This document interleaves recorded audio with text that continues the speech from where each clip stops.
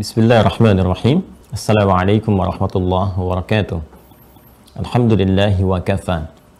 Wassalatu wassalamu ala rasulillahil karimil amin. Nabiyyina Muhammadin wa ala alihi wa sahbihi ajma'in. Wa ba'd.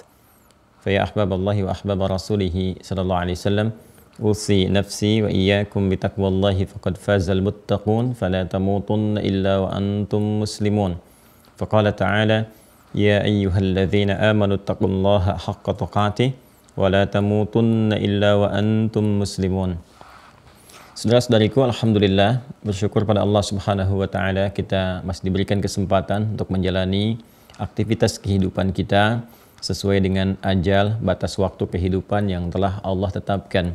Semoga itu semua menjadikan kita senantiasa bersemangat untuk mencari bekal terbaik sebelum kembali kepada Allah Subhanahu wa taala.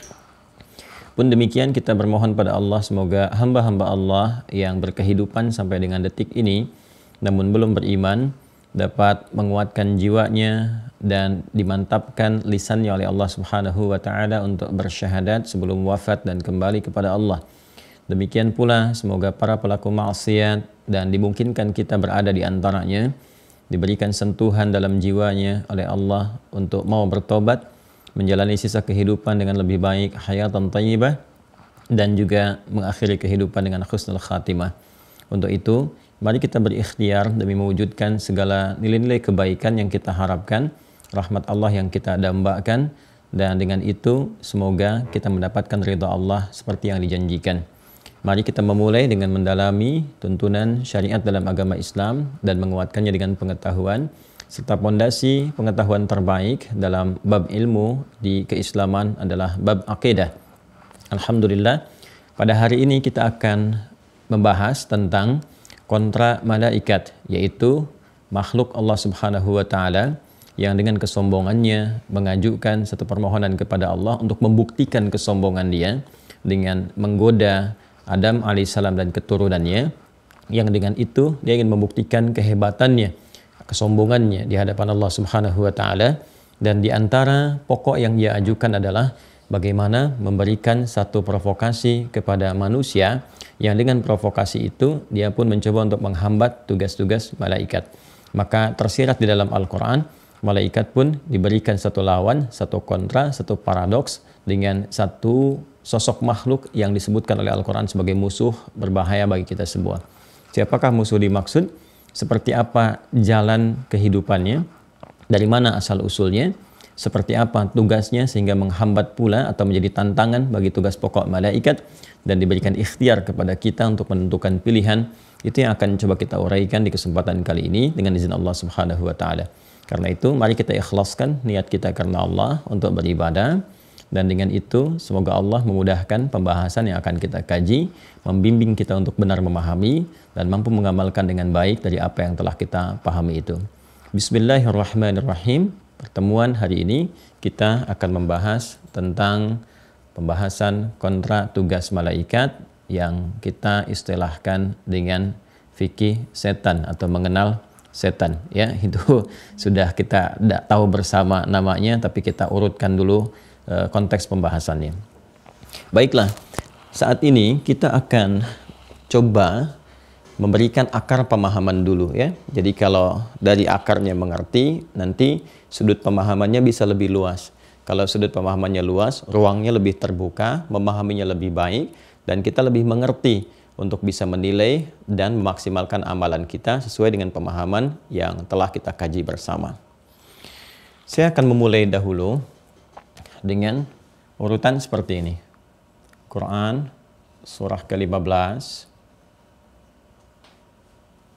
ayat 28 ya, sampai 30 ya. Satu.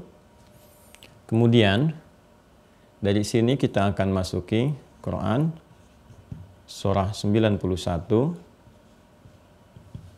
ayat 7 sampai 10. Kemudian kita akan supportkan di sini Quran surah 114. Ini surah paling favorit di muka bumi. Surah An-Nas, ya. Kemudian di ayat yang kelima, kita ambil ayat 5. Sudah? Baru di sini kita akan hadirkan Quran. Ini lihat urutannya ya. Surah keempat, An-Nisa, ayat 118. Perhatikan urutannya. 1, ya kan? 2, 3, 4. Sudah? Baik ya. 1, 2, 3, 4. Baik, nanti dari sini baru kita urutkan ke pembahasan inti mengenal kontra dari tugas malaikat, siapa makhluknya, seperti apa jalannya, dan sebagainya. Baik, secara cepat kita mulai dari sini. Quran surah ke-15, Al-Hijr. Baik, ayat 28 sampai 30. Allah berfirman, "Wa idh qala rabbuka lil malaikati inni khaliqum basyara min salsalim min hama'im masnun." Baik, dan pahamilah, ingatlah, pelajarilah ketika Rabbmu Muhammad SAW berfirman, menyampaikan kepada para malaikat dan makhluk sekitaran yang ada di dekatnya. Perhatikan kalimatnya, sungguh aku akan mencipta makhluk baru, ya, bernama Bashar. Bashar, manusia, yang bukan malaikat, yang sudah ada tentunya, karena itu disampaikan kepada malaikat, dan juga bukan kalangan jin, karena jin juga sudah tercipta sebelum makhluk baru ini dicipta.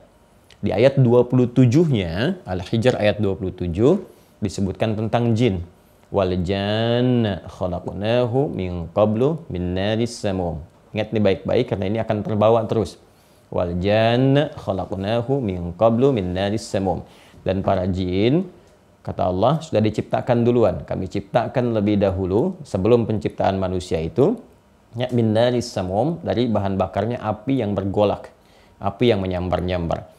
Jadi saat informasi ini disampaikan, ya, penciptaan manusia pertama disebut dengan Bashar untuk menunjukkan materi penciptaannya, penampilannya yang berbeda dengan malaikat, dengan jin, bahkan juga nanti dengan makhluk-makhluk yang lainnya. Bashar itu nanti menunjukkan tampilan fisik kulit yang lembut, yang halus, tapi juga menunjuk secara bersamaan pada potensi keadaan jiwa, karakter yang memadukan dua hal, yaitu takwa dan juga sifat nafsu atau bawaan dari fujurnya, seperti yang pernah disinggung pada kesempatan sebelumnya. Nah, sebelum diciptakan ini disebutkan 35 kali dalam Al-Quran, sudah ada malaikat, ciptakan dari cahaya, dari nur, ya, hadis riwayat Muslim, nomor hadis 2996, pernah saya sampaikan, Anda ada di catatannya. Kemudian juga sudah ada jin, ya kan? Di situ dijamakkan jan. Saya tuliskan begini saja untuk memudahkan terjemahannya, kan? Jadi malaikat sudah ada, karena itu disampaikan firman-Nya, ya, diinformasikan pada Nabi Muhammad SAW. Firman ini, kata Allah, diviralkan, disampaikan, diinformasikan sebelum penciptaan makhluk pertama, Bashar ini dari kalangan manusia, yaitu Adam alaihissalam. Malaikat diinfokan dan jin juga disampaikan, ya. Jadi ada sebagian kalangan jin nanti yang berada juga di lingkup pada saat itu, ya, yang khusus sifatnya. Nanti kita akan masuk ke sana. Nah, kemudian fa idza sawaituhu wa nafakhtu fihi min ruhi faqa'u lahu sajidin. Di sini, jika Allah telah sempurnakan penciptaan bagian fisiknya dalam proses penciptaannya, ya, proses penciptaan ini, baik ya. Pertama, terkait aspek fisikal, ini sudah saya terangkan di awal jumpa kita di bab tentang muqaddimah, saat saya membahas tentang esensi beragama. Kemudian kita uraikan pembahasan tentang anatomi manusia. Manusia tercipta dengan anatomi seperti apa, bagian-bagiannya bagaimana. Mohon kepada yang baru bergabung, baik di YouTube ataupun yang baru tersambung menjadi keluarga besar Mira, Ma'had Islam Rafia Akhyar, Anda bisa cek kembali taklim yang kami sampaikan, pembahasan tentang ini di YouTube Mira, ya. Jadi Anda masuk ke Mira Institute, Anda subscribe, Anda lihat di bawahnya untuk diingatkan, subscribe untuk diingatkan, kan? Kemudian Anda lihat pembahasan yang awal. Kami urutkan betul episode 1, 2, 3, 4.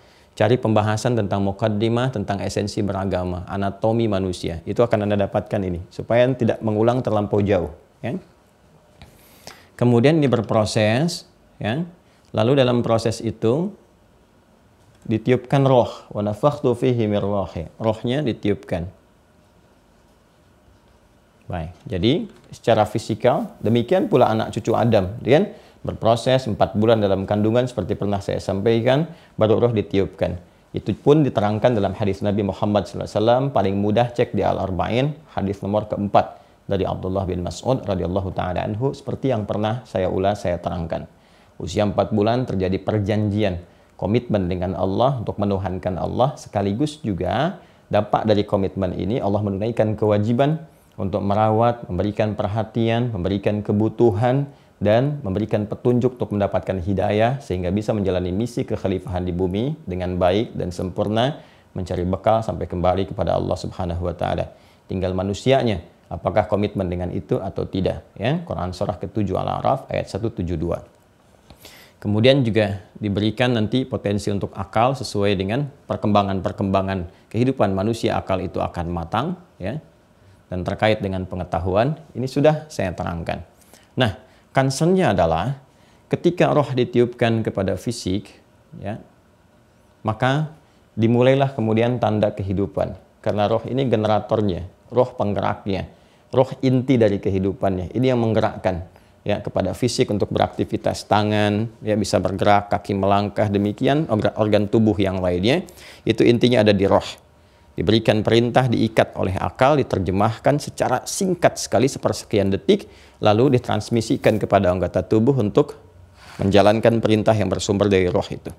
Nah, ketika roh masuk ke dalam fisik, maka berubah, namanya disebut dengan nafas.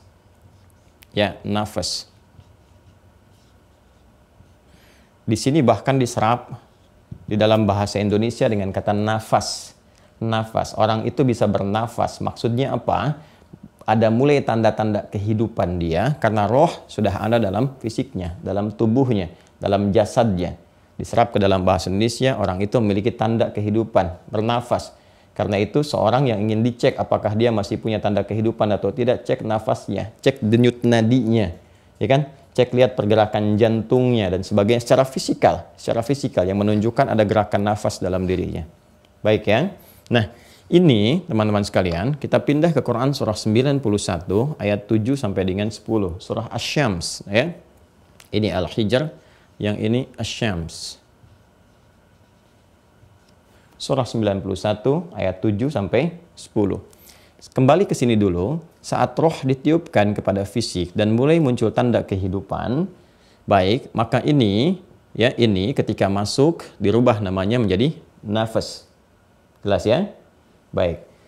Saya bacakan dulu yang ini. Fa'idha sawaituhu, dan aku bila telah sempurnakan. Jika aku telah sempurnakan, sawwa yusawwi. Kan? Proses ini, masuknya roh ke dalam fisik, ya, dengan kesempurnaan fisik dulu, menggunakan kata sawwa yusawwi.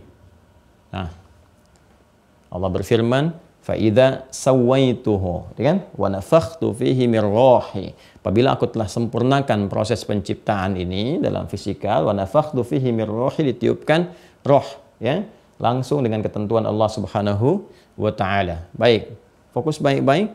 Maka ketika sempurna ini berubah nanti nama roh ini menjadi nafas, sumber kehidupan ini. Maka pindah ke Quran surah 91. Tahu dari mana ini? Pindah Quran surah 91 ayat 7 sampai 10. Wa nafsiu wa ma sawwaha. Perhatikan, ya. Ini agak dalam sekali, ya. Minta, mohon pada Allah untuk memberikan kekuatan pemahaman, dan semoga Allah memudahkan untuk disampaikan dan kita pahami. Perhatikan baik-baik. Wa nafsiu wa ma sawwaha. Dan demi nafas itu, ya, demi jiwa, diterjemahkan ke dalam bahasa Indonesia itu dengan jiwa, gitu kan? Jiwa sebagai sumber kehidupan. Dan demi nafas itu, wa ma sawwaha, dan yang telah sempurna penciptaan jiwa itu, ini saat masuk ke dalam fisik. Karena kalimat sawwa ini digunakan untuk membentuk kesempurnaan fisikal. Ya, kalau kita mau gali kembali ke sini, gitu kan? Fa idza sawaituhu, kan, bila aku telah sempurnakan proses penciptaan fisikal ini, wa nafakhtu fihi mir ruhi. Di sini wa nafsi wa ma sawaha. Begitu rohnya masuk ke sini disebut dengan nafas, ya, dan demi jiwa yang sempurna kemudian menjalani tanda-tanda kehidupan menjadi nafas, wa ma sawaha, ya kan? Dan dengan itu masuk ke dalam fisik yang berproses secara sempurna. Maka ketika roh masuk ke fisik dan menjadi nafas ini, dia pun membawa dua potensi. Seperti yang detil panjang saya uraikan pada pertemuan selanjutnya. Di sini saya hanya ingin mengingatkan saja karena akan terbawa dengan pembahasan kita. Fa'alhamaha, maka di dalam nafas ini diilhamkan dua potensi yang nanti saling bersinergi. Ya kan? Satu menjadi katalis, yang satu disupport untuk dinaikkan, mensupport nilai-nilai dan cahaya kebaikan. Kemudian fa'alhamaha fujuraha, ini wa taqwaha, takwa. Maka di dalam nafas ini ada dua potensi yang akan mensupport segala aktivitas yang dikerjakan oleh fisik. Diikat oleh akal, diterjemahkan, kemudian diinstruksikan kepada fisik untuk berperilaku, untuk merespon lewat tindakan, lewat perilaku. Begitu konsepsinya. Nah, sumbernya dari sini, dari jiwa. Makanya semua aktivitas kita itu sumbernya dari jiwa kita. Sadar atau tidak, kita selalu merasakan, kan? Ada bisikan-bisikan, kan? Ada perintah-perintah dari diri kita, respon begini, lakukan ini, jalan ke sini. Bahkan dibimbing pikiran kita untuk memikirkan sesuatu, ya? Sumbernya dari sini. Nah, yang diharapkan muncul dari kita semua dan diberikan pedoman, diisyaratkan, ditunjukkan dengan tegas oleh Al-Quran, dikuatkan oleh hadis-hadis Nabi SAW, dasarnya yang ini. Jadi dari nafas itu, jiwa takwa ini, ya, yang diharapkan, disupport, bisa muncul, karena ini yang membawa semua nilai-nilai kebaikan. Takwa ini kumpulan dari semua sifat baik. Semua ada di sini yang baik-baik. Ya, ada kejujuran, kan? Ada ketawaduan, ya, dan sebagainya, ada kesabaran, ya kan? Dan sebagainya. Semua yang baik-baik kumpulnya di sini, takwa. Ini potensi takwa ini mengarah selalu pada kebaikan, baik terus. Karena itu sifat yang karakternya disupport oleh takwa, semua keluar akan baik-baik saja. Semuanya baik, baik, baik, baik. Karena itulah malaikat, seperti pernah kita bahas di pertemuan sebelumnya, karena diciptakan oleh Allah dengan bawaan sifat takwa saja. Materinya cahaya, bawaannya takwa, maka konsisten pada kebaikan. Konsisten pada kebaikan, tidak pernah menyimpang, menunaikan tugas sempurna seperti yang diperintahkan. Itu yang diisyaratkan di Quran surah ke-66 At-Tahrim di ayat yang ke-6. Di ujung ayatnya ketika Allah berfirman, la ya'sunallaha ma amarahum wa yaf'aluna ma yu'marun. Allah memberikan contoh tentang malaikat penjaga neraka di situ, namun memberikan sifat keseluruhan malaikat di ayat itu. Allah sampaikan para malaikat semuanya, baik para penjaga di neraka, kemudian penjaga juga di surga, tugas-tugas yang lain dari Jibril dan sebagainya, la ya'sunallah. Mereka punya potensi taat saja, tidak ada potensi berbuat maksiat kepada Allah, tidak menyimpang. Wa yaf'aluna ma yu'marun, dan mengerjakan tugas sesuai tupoksinya. Kalau itu diperintahkan, itu saja yang dilakukan. Jadi, takwa itu kecenderungannya mensupport kepada semua nilai-nilai kebaikan. Ini poinnya. Ya, dan di sini kemarin kita bahas tentang peran malaikat. Ya, peran malaikat. Peran malaikat. Baik. Malaikat memiliki peran, ya, di antaranya apa? Ditugaskan oleh Allah Subhanahu wa taala, di antara sekian malaikat ada yang ditugaskan oleh Allah Subhanahu wa taala untuk menjaga manusia. Menjaga, saking rahmannya Allah Subhanahu wa taala. Allah sangat rahman, sangat berkasih sayang yang sangat dalam, tak terukur kedalamannya. Mudah bagi Allah membiarkan manusia berikhtiar sendiri untuk memunculkan takwanya. Ya, tapi Allah Subhanahu wa taala memberikan satu petunjuk, satu dorongan kasih yang dalam, diberikan hidayah, itu kan? Apa di antaranya? Ada yang lewat dengan malaikat yang ditugaskan, yang disebut dengan malaikat hafidhin, ya, hafidhin di Quran surah ke-82 Al-Infitar, masih ingat? Quran surah ke-82 Al-Infitar. Di ayat 10 sampai dengan 11. Ada 10 sampai 11. Ini dua fungsi utamanya. Ada? Ya, 10-nya disebut dengan hafidhin, 11-nya disebut dengan kiraman katibin. Ada ayatnya ya? Baik. Ada dua fungsi ini malaikat yang telah kita bahas tentunya. Namanya nanti disebutkan dengan raqib dan atid seperti kita ketahui, kan? Ini nama sifat sebetulnya, raqib plus atid ya. Tapi sering dijadikan sebagai nama. Sifat kalau disebutkan menjadi nama menunjukkan kesan kuat pemahaman kepada sifatnya. Ya kan? Doni, orang yang jujur. Ya, jujur itu sifat bagi Doni. Doni namanya. Begitu kita katakan karena sifatnya seringkali melekat kuat sehingga sulit dilepaskan kejujuran dari Doni. Maka kita katakan si jujur sedang lewat sekarang. Si jujur sedang lewat untuk memberikan penekanan pada kejujuran yang sangat melekat pada dirinya. Allah memperkenalkan nama ini, kemudian dengan itu ya diberikan kepada kita gambaran tentang kuatnya sifat yang melekat ya pada dua tugas malaikat ini. Dua tugas malaikat. Malaikatnya dua ya, kemudian ditugaskan dengan dua tugas. Sebetulnya ini nama sifat raqib dan atid seperti di Quran surah ke-50. Surah Qaf ya. Di ayat 16 sampai 18. Baik. Ya, sampai di ayat 18 ya kita temukan ma yalfidhu min qaulin illa ladaihi raqibun atid. Sudah kita bahas. Silahkan cek saat kita membahas tentang raqib dan atid. Ini asalnya nama sifat yang selalu hadir, selalu mengawasi. Raqib itu mengawasi, atid itu hadir, lekat, kuat, menempel, ya kan? Apa tugasnya? Kembali ke Al-Infitar ayat 10 sampai dengan 11. Hafidhin katibin. Hafidhin menjaga manusia, katibin mencatat semua yang keluar dari perilaku manusia. Baik perkataan, apalagi dengan perbuatan. Nah, ini yang mensupport malaikat ini ya untuk bisa menjaga nilai ketakwaan. Karena itu sering kita dengar teman-teman sekalian bisikan-bisikan kebaikan ya, sampai Nabi mengatakan istafti qalbak, dengar suara hatimu, minta fatwa kepada jiwamu. Yang dimaksudkan di situ adalah dengarkan yang baik-baiknya. Bisikan-bisikan kebaikan, ambil itu, ya kan? Nah, kemudian juga, ini yang paling penting, Allah juga support nanti jiwa takwa ini, selain dengan dorongan malaikat untuk menjaga, juga dengan ibadah, supaya takwanya muncul. Ya, ibadah itu yang disebutkan dengan amal soleh nantinya. Ya, ibadah yang disebutkan dengan apa? Amal soleh nantinya. Karena itu konsepsi amal soleh dalam Al-Quran selalu lekat dengan kalimat takwa. Saya pernah sampaikan, banyak ayat dalam Al-Quran yang selalu menyandingkan takwa dengan amal soleh. Baik itu detilnya ataupun juga turunan-turunannya. Dzalikal kitabu la raiba fihi hudal lil muttaqin. Siapa orang takwa muttaqin ini? Alladzina yu'minuna bil ghaib wa yuqimunas shalah. Ya, diminta kita salat, diminta kita berinfak, diminta kita puasa. Tujuannya apa? Untuk mensupport jiwa takwa ini supaya muncul, supaya kuat ke permukaan. Ya kan? Puasa, ya ayyuhalladzina amanu kutiba alaikumus shiyam kama kutiba alal ladzina min qablikum la'allakum tattaqun, supaya takwanya naik.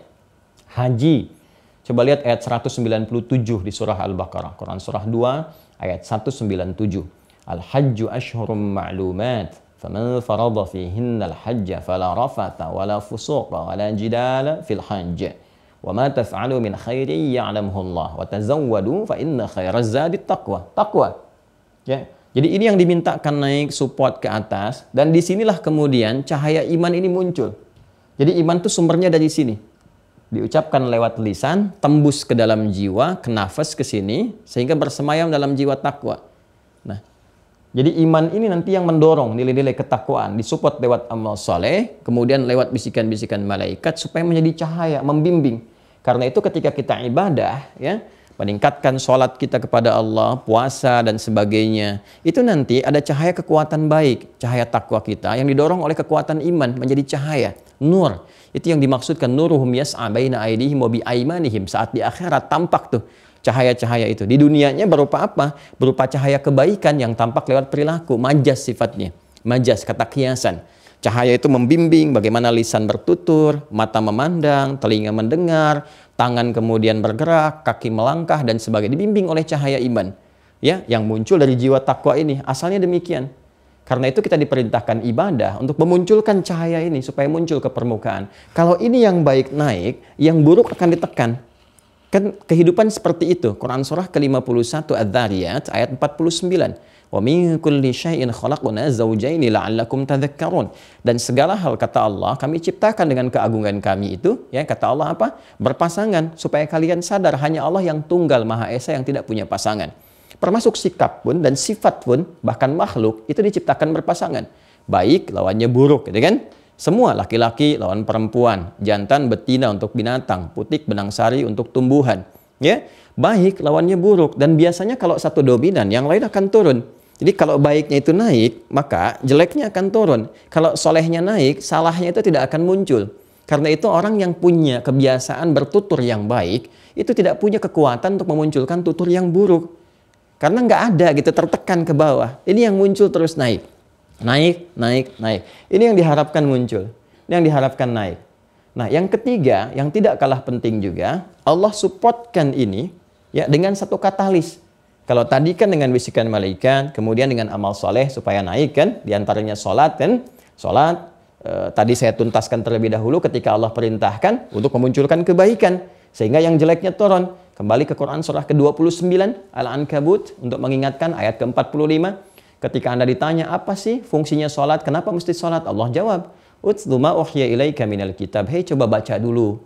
Ya, pahami apa yang kami telah terangkan, kata Allah di dalam Alkitab, dalam Al-Quran, baca. Ya, setelah itu apa? Wa aqimis sholat. Kalau sudah paham, mengerti itu semua, tunaikan sholat. Ternyata di antara informasi pedoman yang disampaikan oleh Allah kepada Rasulullah dan diteruskan kepada kita, inna sholata tanha 'anil fahsya wal munkar. Sungguh kalau sholat benar ditunaikan, karena itu ada alif lamnya di situ. Inna sholat. Allah tidak mengatakan inna sholat. Ya, nakirah umum bebas, tapi inna sholat ada alif lamnya. Sehingga di situ alif lam akan mengikat kita dengan hukum ketentuan. Jadi sholat itu bukan seenaknya kita tunaikan, bukan bebas, ada hukum ketentuannya. Kalau benar ditunaikan seperti itu, tanha 'anil fahsya'i wal munkar, akan terbebas dari dua sumber keburukan. Imma fahsya, keburukan yang bersumber dari syahwat, memunculkan nanti reaksi ya ke dalam diri kita, nanti baru muncul aksi dari situ. Apa diantaranya? Pornografi, porno aksi, kata-kata kotor, jorok dan sebagainya, itu fahsya. Mungkar, segala yang diingkari oleh hati kita, mencuri, merampok dan sebagainya, kan, menipu, korupsi, bikin hoax, itu mungkar. Nah, kalau kita sholatnya benar, nah, sholat itu mensupport kepada jiwa kita, nafas kita. Apa yang disupport? Takwa. Karena itu sholat dikaitkan dengan takwa. Begitu ini naik, ada cahaya iman membimbing. Karena itu kalau orang sholatnya benar, terjadi perubahan perilaku. Ya, itulah kesan yang tampak ketika Nabi mengarahkan kita mendidik dengan sholat dulu pada anak-anak usia dini. Ya, 7 tahun, terus 10 tahun dengan tegas. Kenapa? Karena kalau dari kecil sholatnya benar, jadi anak baik. Pemuda baik, orang tua baik, suami-suami baik, istri-istri baik, sampai berkelanjutan, sampai kembali kepada Allah. Ini kuncinya. Karena itulah sholat diwajibkan dengan segala kondisi. Dan diberikan kemungkinan kepada semua hamba untuk mengerjakannya, sampai titik yang terakhir. Nanti bab syariat kita akan bahas dengan detail. Insya Allah. Ya? Nah, kemudian yang ketiga, selain tadi dengan bisikan malaikat, dengan support ibadah, adalah dengan katalis. Ya, apa katalisnya? Jiwa fujur. Jiwa fujur. Jadi, katalis dari takwa ini, katalis itu untuk mempercepat sesuatu ya. Jadi kalau kita berikan supaya sesuatu itu cepat muncul gitu ya. Nah, itu diantaranya lawannya. Maka di bahasa Arab itu ada peribahasa diantaranya mengatakan untuk mengetahui sesuatu, lihat lawannya. Ya, lihat lawannya. Ma'rifatus syai' bi ma'rifatid dhad, ya, mengenal sesuatu dengan mengetahui lawannya. Bagaimana mengetahui yang baik itu? Oh, dengan melihat lawannya yang salah. Berarti dengan lawan yang salah itu kita mengetahui lawan baiknya. Contoh, kalau ingin mengetahui jujur, maka lawannya kan dusta. Bagaimana kita bisa mengetahui jujur kalau nggak ada dusta? Gitu kan? Justru kita mengenal kejujuran itu karena ada sifat dusta untuk menghindari semua itu. Jadi dusta diciptakan bukan ingin menjadikan manusia pendusta, bukan. Tapi ingin menjadi katalis dari sifat jujur supaya nampak ke permukaan. Demikian pula ketika ada tawadhu, rendah hati, di sini ada sombong. Ya kan? Sombong itu diciptakan untuk menjadi katalis supaya sifat tawadhu itu muncul. Bukan menjadikan makhluk itu menjadi orang yang sombong. Pun demikian sabar. Sabar diciptakan dengan supaya meningkatkan kualitas ketakwaan. Tapi dia butuh lawan. Butuh katalis untuk diketahui tingkat kesabaran. Maka diciptakan misalnya marah. Ya, ada amarah di situ, ada marah, ya kan? Marah diciptakan bukan ingin menjadikan manusia pemarah, tapi untuk mensupport ke sini. Menjadi katalis, mensupport, mempercepat, ya. Kalau di apa namanya? Buah itu kalau ingin disupport pakai karbit gitu ya, mangga dikarbit cepat. Tapi kalau ini alami gitu kan, katalisnya alami. Ya, mempercepat langsung naik. Jadi marah itu diciptakan bukan ingin menjadikan manusia pemarah, tapi supaya sabarnya muncul. Ya kalau nggak ada marah bagaimana kelihatan sabar? Kan saya sering gambarkan kepada Anda, nggak mungkin kan suami pulang dari kantor, nyampe ke rumah. Nggak ada hujan, nggak ada petir, nggak ada angin, nggak ada macam-macam, nggak ada apa-apa pokoknya ya. Tes aja kalau nggak percaya. Pulang normal seperti biasa. Kemudian Anda sambut di rumah. Apakah Anda sebagai anak, sebagai ibu, atau sebagai istri misalnya kan? Sambut di rumah. Begitu datang pulang, papa yang sabar ya. Coba lihat bagaimana responnya. Ya. Silakan deh, datang ke rumah misalnya, suami deh, ibu nanti tunggu di pintu dandan yang baik, yang rapi, suami datang, nggak ada masalah, nggak ada apapun tuh kan. Nggak ada hujan, nggak ada petir, nggak ada angin kencang, nggak ada macamnya. Begitu masuk pintu rumah, Assalamualaikum, Waalaikumsalam, papa yang sabar ya. Paling suami tanya, emang kenapa sih mah? Baru malah muncul masalah gitu kan. Enggak, mama cuma gini, emang kenapa? Udah tuh, malah muncul masalah kan. Jadi marah ini diciptakan untuk support ke sini. Jadi asalnya itu begini. Asalnya dari sifat fujur untuk mensupport jadi katalis supaya ini yang naik. Karena itu di surah Asy-Syams ini diajarkan kita, surah 91 ayat 7 sampai 10 secara cepatnya ya. Kalau detailnya sudah pernah saya uraikan dulu ya. Jadi secara cepatnya kalau hidup kita ingin damai, qad aflaha man zakkaha, ingin tenang, ingin damai, ingin nikmat, maka sepanjang kita menemukan ini, cepat cari lawannya yang ini. Ya. Misal ya, terjadi misalnya kemarahan terhadap sesuatu ya.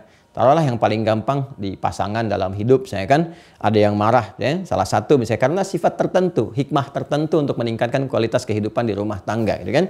Kemudian ketika melihat misalnya suami marah, berarti istri harus membaca, oh lawan dari marah itu apa? Ini, sabar. Ya, maka ketika salah satunya bisa memaksimalkan ini, sabar itu kan artinya diam mencari solusi yang terbaik. Bukan diam saja, tidak. Tapi merespon sesuatu dengan cara yang lebih baik, lebih elok. Bukan sama-sama mengukur dengan tingkat seperti itu, tidak. Kan? Jadi begitu salah satu kemudian meningkatkan ini, oh berarti ini saya harus sabar. Begitu tingkatkan kualitas itu, ya salah satunya muncul, ini akan selesai, mempercepat penyelesaian. Dan dengan itulah ternyata ditingkatkan kualitas itu untuk menghadapi tantangan di depan yang lebih hebat lagi. Nanti hikmah turun. Oh ternyata pelajaran yang kemarin itu disiapkan oleh Allah untuk menghadapi tantangan yang lebih besar lagi di aspek rumah tanggaan. Mungkin sebulan kemudian, 2 bulan kemudian, karena sudah belajar pada aspek yang ini, maka kuat menghadapi di masa yang akan datang. Ya, demikian kalau kita melihat misalnya ada kejadian orang berdusta, oh ini muncul supaya saya jujur. Dan dia pun dilatih lagi. Kadang-kadang tingkat tertinggi dipesantrenkan, ada yang di Sukamiskin, ada yang di Pondok Bambu, ada yang di macam-macam, supaya belajar bahwa yang dikerjakan ini untuk mensupport yang baik-baiknya. Ya, setelah baik, menyatu kembali dengan masyarakat supaya bisa menebarkan aura-aura kebaikannya. Ini konsepsi dasarnya seperti ini. Nah, apa concern pembahasan kita? Perhatikan baik-baik. Ini kan seperti pernah sering saya uraikan supportnya kepada kebaikan. Sedangkan ini lawannya. Lawan dari sini. Asalnya kan untuk mensupport ini. Ya. Karena itu ditugaskan malaikat menjaga kita. Jadi begitu kemudian ada hal-hal yang baik didorong, ada hal-hal yang kurang baik muncul misalnya, gitu kan? Itu dijaga, jangan lakukan itu, jangan kerjakan itu. Pernah nggak ada yang begitu kan? Ya, yang ngetesnya gampang, ke masjid, keluar dari masjid, coba-coba aja. Iseng mau menginjak sendal yang bukan milik Anda. Itu pasti hati kita akan memberikan sebuah bisikan, itu bukan punya kamu. Itu kan? Itu bukan punya kamu, yang kamu yang itu yang kamu bawa tadi dari rumah. Itu pasti akan normalnya seperti itu. Nah, itu ada penjaga, ada bisikan dalam jiwa kita. Dasarnya seperti itu, cara kerja dasarnya, ya. Hanya teman-teman sekalian, ini persoalannya, yang ini baik, yang ini tidak baik. Yang ini saleh, yang ini salah. Ini sifat dasarnya. Citra kita memandangnya. Bukan tugas utama ini diciptakan oleh Allah. Tugas utamanya bukan ingin menjadikan kita salah, berbuat tidak baik, bukan. Ya, tapi untuk mensupport ke sini supaya ini jadi baik. Jadi fungsi dasarnya ketika Allah ciptakan fungsinya baik. Ya, cuman citra kita memandang ini sebagai perbuatan yang salah, ya kan? Kenapa menjadi salah? Karena nanti ada satu makhluk yang mengajukan permintaan kepada Allah untuk bisa, nah ini dia. Dia memprovokasi. Ya, mohon diberikan kewenangan kepada Allah memprovokasi, menggunakan, memberikan bisikan-bisikan kepada yang ini satu saja. Supaya dia berdiri sendiri.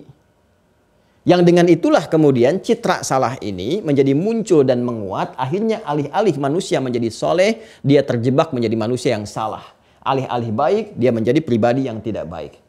Siapa makhluk ini yang mengajukan proposal kepada Allah Subhanahu wa taala dengan meminta kepada Allah supaya diberikan satu bagian dari manusia untuk membuktikan kesombongan dia, ya, untuk membuktikan kepada Allah bahwa dia merasa yang paling hebat dan sebagainya, dia bisa menaklukkan manusia dan seterusnya. Maka bagaimana dia mengajukan? Direkam kemudian pindah dulu ke sini. Perhatikan urutannya ya. Saya urutkan begini, tapi saya lompatkan ke sini dulu. Lihat baik-baik. Quran surah keempat An-Nisa ayat 118. Baik ya. La'anahullah. Maka Allah melaknat setan itu. Nanti kita akan bahas dengan detail, ya kan? Maka Allah melaknat setan itu. Wa qala, ya, setelah dia dilaknat, ya, diminta keluar kemudian, ya, dari tempat mulia yang pernah dia tempati cukup lama. Di situ dia dinilai baik karena perbuatan ini dan kesombongannya dia terusir dari situ. Ya, tiba kemudian dia tahu sebetulnya dia bisa bertobat, bisa diampuni, tapi karena kesombongannya ini tertutuplah peluang-peluang tadi dengan perbuatannya itu yang dimaksudkan.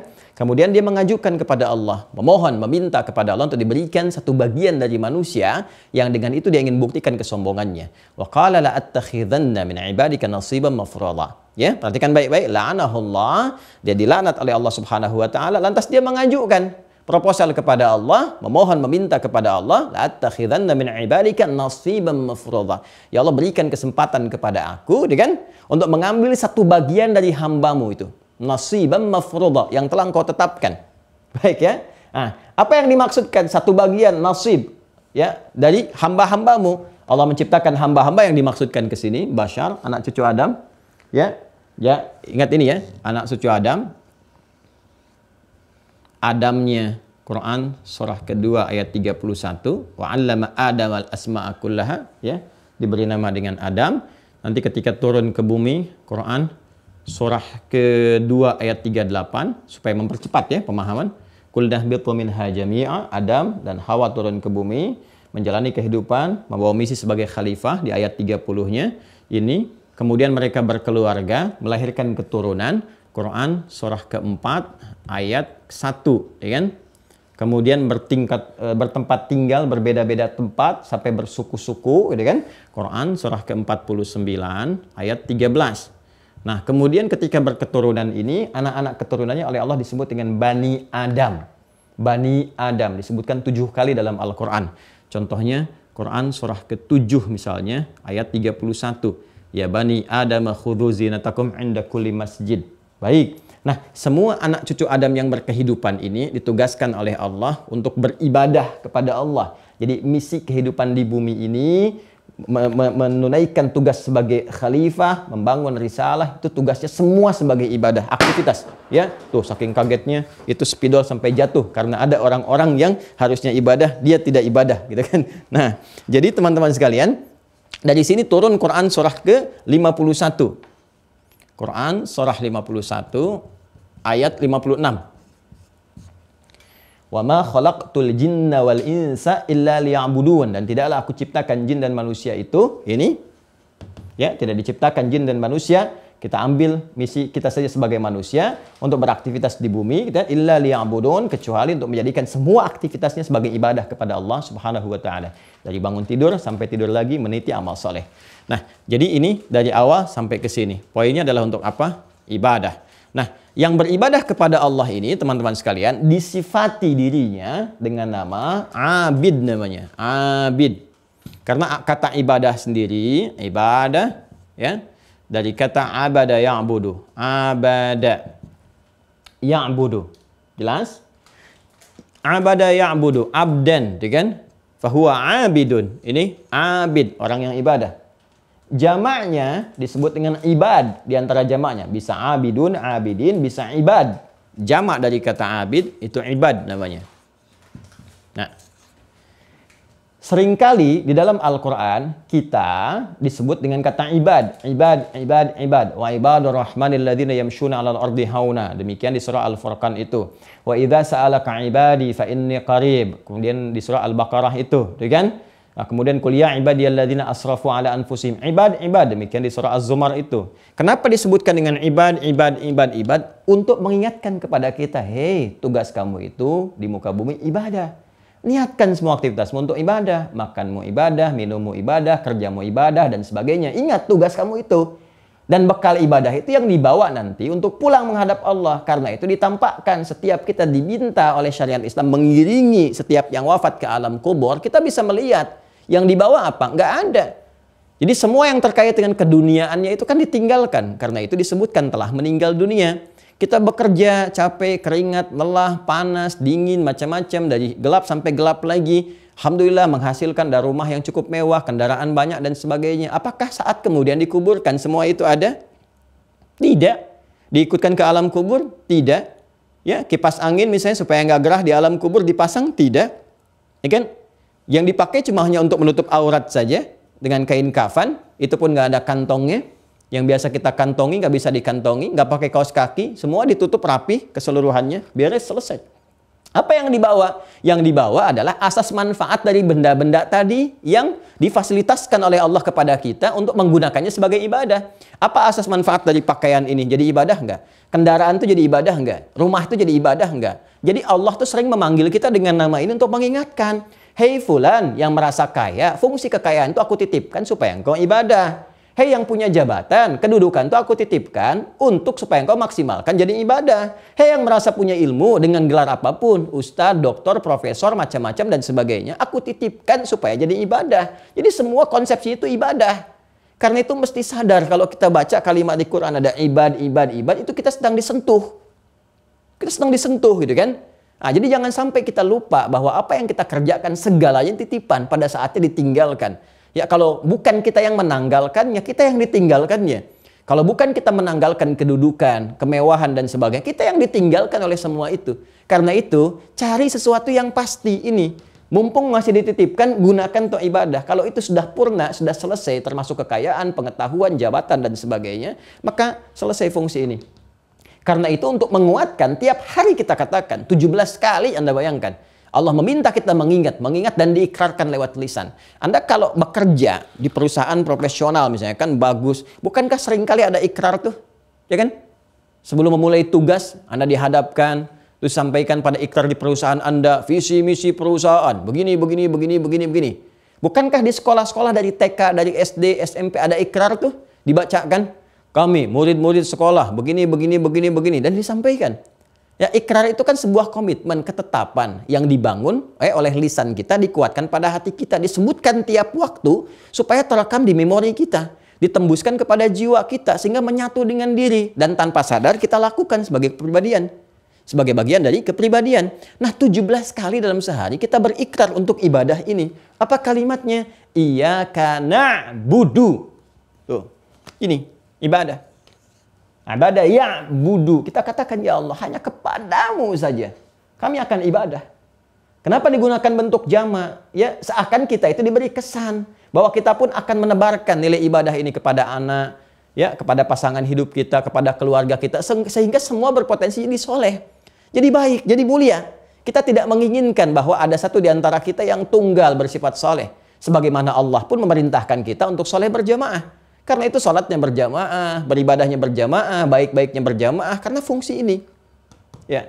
Tapi menjadikan ini konsisten dalam kehidupan tidak berjalan dengan mudah. Kenapa? Karena ada satu makhluk yang mengajukan permohonan kepada Allah, proposalnya jelas. Dia akan mengganggu fungsi ibadah ini. Makanya dia tidak katakan, la'attakhidanna minal basyari, la'attakhidanna minan nasi, la'attakhidanna misalnya, ya minal insani. Dia nggak katakan insan, nggak katakan nas, nggak katakan bani Adam. La'attakhidanna min bani Adam, tidak. Dia katakan kembali ke Quran surah keempat ayat 118 ketika Allah melaknatnya, la'anahullah. Dia berkata apa? La'attakhidanna min ibadika. Ini. Min ibadika nasiban mafruḍa. Saya akan mengambil ya Allah satu bagian. Saya ingin buktikan kehebatan saya dibandingkan dengan Adam ini. Saya lebih hebat. Karena itu saya nggak bisa hormat sama dia. Saya ingin tunjukkan ya Allah saya yang lebih agung. Ya, lebih hebat dibandingkan dia. Apa yang dia lakukan? La'attakhidanna min ibadika, disebutkan ibadnya. Ingin memberikan kesan bahwa fungsi dia untuk ibadah itu akan saya tunjukkan dia akan gagal. Ini kan fungsinya Quran surah 51 ayat 56. Saya akan ganggu supaya gagal. Kan? Saya akan cegah dia supaya nggak bisa maksimal ibadah. Sedangkan kalau kita kembali ke sini, ibadah yang kita tunaikan, supportnya kan dari sini, jiwa takwa. Ya kan? Di sini kan ada iman. Karena itu dalam Al-Quran konsepsi takwa, iman, dan ibadah yang wujudnya berupa amal soleh, yang seringkali saya bahas, ya, itu selalu tersinergikan. Ini, 1, 2, 3. Silahkan cek. Dzalikal kitabu la raiba fihi hudal lil muttaqin. Baru pembuka tuh di Al-Quran surah Al-Baqarah. Takwa. Siapa takwa itu? Alladzina yu'minuna bil ghaib. Ya. Bagaimana cara mendorong supaya iman naik, takwa menguat? Ini, wa yuqimunas shalat. Salat ibadah. Wa mimma razaqnahum yunfiqun. Ibadah itu perbuatan yang dibenarkan oleh Allah, diridhoinya kemarin. Perbuatan yang diridhoi, perbuatan disebut dengan amal. Diridhoi oleh Allah disebut dengan saleh. Karena itu iman seringkali disandingkan dengan kata amal saleh. Quran surah 103, wal 'asr innal insana lafi khusr illa alladzina amanu wa 'amilus shalihat. Jadi sumber ibadah itu dari sini. Nah, setan mengatakan, saya akan mengambil satu bagian dari 2 potensi jiwa manusia yang mengganggu misi ibadah itu. Nggak ada lain di jiwa manusia itu selain 2 potensi. Kalau tidak takwa, itu fujur. Ya kan? Nah, sedangkan fujur ini lawan dari sini yang desain awalnya diciptakan oleh Allah untuk mensupport ini. Setan mengajukan, saya minta bagian yang ini ya Allah. Dia nggak mungkin minta bagian yang ini karena di sini sudah ada apa? Malaikat ini, raqib dan atid, hafidhin, katibin. Maka dia minta yang ini. Sesuai bawaannya, sesuai karakternya. Ya. Maka disinilah teman-teman sekalian, ya, ketika Allah mensupport ya, kita supaya jadi hamba yang soleh, yang baik, ya, dan menugaskan malaikat untuk mensupport ke sini, saat yang bersamaan setan mengajukan, saya minta yang ini ya Allah, untuk membuktikan kesombongan saya, untuk membuktikan kehebatan saya dan sebagainya, ya kan? Nah, maka ini yang menjadikan, nanti kita lihat kenapa hikmahnya diizinkan oleh Allah Subhanahu Wa Taala, dan bukan sekedar diizinkan, tapi Allah pun menjaga kita untuk tidak terjebak pada provokasi setan. Ya, kalau Allah mau, sederhana. Ya udah, biarkan. Ya, terus manusia suruh memilih. Kan nanti Anda akan bertanya, kenapa ya Allah engkau tidak izinkan saja, jangan izinkan setan, karena itu manusia akan terbebas dari keburukan. Bukan begitu cara berpikirnya. Ya, bukan begitu. Nanti ada hikmah tertentu ketika Allah izinkan, saat bersamaan Allah berikan juga tameng bagi manusia. Dijelaskan, diuraikan. Baik, silahkan aja. Kalau engkau mampu. Nanti kita akan turunkan ayat-ayatnya. Kalau engkau mampu, ya. Nah, kalau engkau punya kekuatan, di saat yang demikian Allah pun jelaskan kepada hamba-hamba beriman. Nih cara menjaga dari pengaruh setan. Begini caranya. Dibentangkan di Al-Quran. Lakukan ini, kerjakan ini, kerjakan ini. Setan gak akan pernah punya kekuatan. Paling-paling ngebisikin, kalau kamu gak dengar, selesai. Jelas ya? Ya, pelan-pelan. Nanti kita urutkan supaya terukur bahasan kita. Ya, lihat sini. Jadi ketika Allah izinkan, sekaligus Allah ingin menunjukkan kemuliaan ya Adam dan anak cucunya sebagai petugas khalifah di bumi, ya, sebagai pembawa misi risalah yang memakmurkan bumi. Allah berikan benteng-benteng kekuatan ke sini. Makanya di surat Al-Hijr itu nanti, Al-Hijr kan benteng. Ya, benteng, sesuatu yang membentengi. Di antara hikmah disebut Al-Hijr, salah satunya terkait dengan ayat 40-nya. Nanti di situ ada konsepsi yang diberikan oleh Allah kepada kita. Kalau kita betul-betul bisa mengerjakan amalan dan mendapatkan kualitas benteng yang kuat, setan gak akan punya pengaruh. Ya, bahkan setan sendiri yang mengatakan, lihat kalimatnya, ini kalimat setan sendiri. Illa ibadaka minhumul mukhlasin. Ya Allah, aku akan goda. Kalau di Al-A'raf dipadukan dengan Al-Hijr, aku akan goda setiap hambamu ini dari depannya, belakangnya, kanan, kirimu, gitu kan? Ya, sampai engkau tidak akan mendapati sebagian besar mereka taat kepadamu, kecuali ya Allah, hamba-hambamu yang kau jamin itu, yang mengerjakan petunjuk itu, yang melihat bagaimana pedoman supaya bisa mengatasi godaan-godaan dariku. Ya, illa ibadaka minhumul mukhlasin, kecuali hamba-hamba ibad disebut lagi, tapi punya sifat mukhlas. Nah, sifat ini nanti akan kita bahas kemudian. Bagaimana caranya?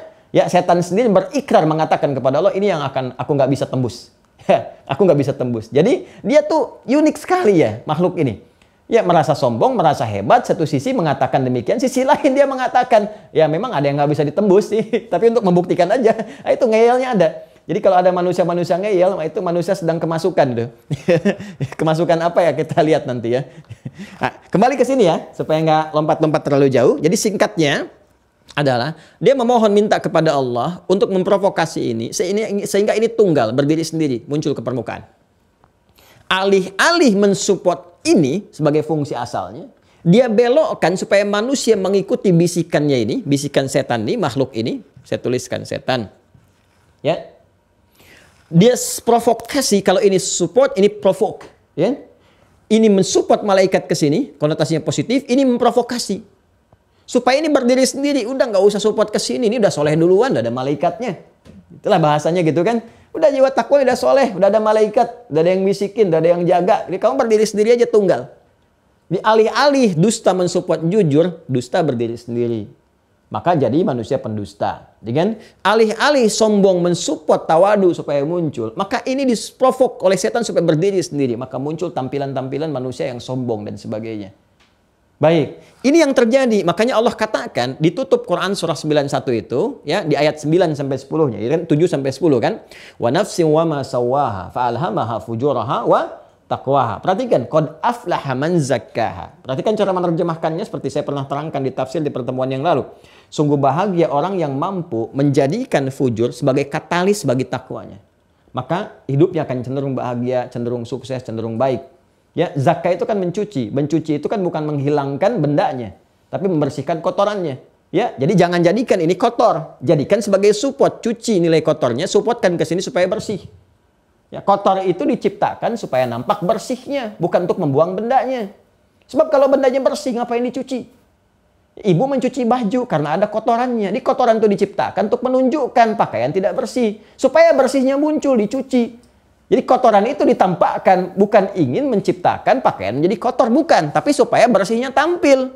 Ya, celing gitu kan, kelihatan beningnya, bagusnya, macam-macamnya. Itu yang diharapkan. Cara berpikirnya demikian, Al-Quran itu tinggi, jadi kita harus mengikuti supaya membuat kita lebih pintar. Dibuat standar yang tinggi supaya kita lebih pintar. Akal kita itu terbawa gitu kan, mengikuti alur itu. Jadi naik kualitas berpikir kita bagus. Makanya di surat Yusuf itu, kenapa salah satunya dipilih bahasa Arab itu la'allakum ta'qilun, supaya kamu itu lebih pintar. Nanti saya jelaskan lebih jauh ya. Makanya nanti ada support doa pakai bahasa Arab macam-macam dan sebagainya. Nanti ada hikmahnya itu. Ada hikmahnya. Ya. Teruskan ke sini dulu ya. Jadi ini asalnya. Dia minta ini berdiri sendiri. Nah, ketika ini berdiri sendiri, tutup dengan ayat 10-nya, wa qad khaba man dassaha. Maka akan nestapa kehidupan seseorang. Nestapa, sengsara, itu kan, terjerumus pada keburukan. Man dassaha. Siapa yang berdiri sendiri, mengikuti bisikan setan, mempertahankan kekotoran ini. Ya, yang mengotorinya. Apa yang dimaksud mengotori itu? Kan dominan kotorannya. Ya kan? Beda kan Bu ya? Baju kotor dengan ngotorin baju, itu beda. Baju kotor, cuci, hilangkan kotorannya. Jadi kotoran itu support untuk kebersihan. Sebab dengan ada kotoran itu tahu kita untuk memunculkan kebersihan. Beda dengan ngotorin baju. Baju dikotorin, jadi kotor kan? Ya. Maka orang pakai baju sengaja dikotorin, itu kan tampilannya jelek, nggak bagus. Ya, dan orang juga melihatnya bermasalah gitu. Sama juga dengan ini. Orang yang mengikuti bisikan ini, sehingga alih-alih kemudian fujur berfungsi, mensupport takwa itu naik ke atas, maka dia mengotori nafasnya sendiri. Sehingga apa yang terjadi? Nafas ini yang seharusnya dapat support dari takwa, maka ini yang muncul. Fujurnya yang muncul. Ini tertutup. Ini naik ke permukaan. Kalau ini naik, teman-teman sekalian, sedangkan ini kan dorongannya kepada yang tidak baik yang di sini.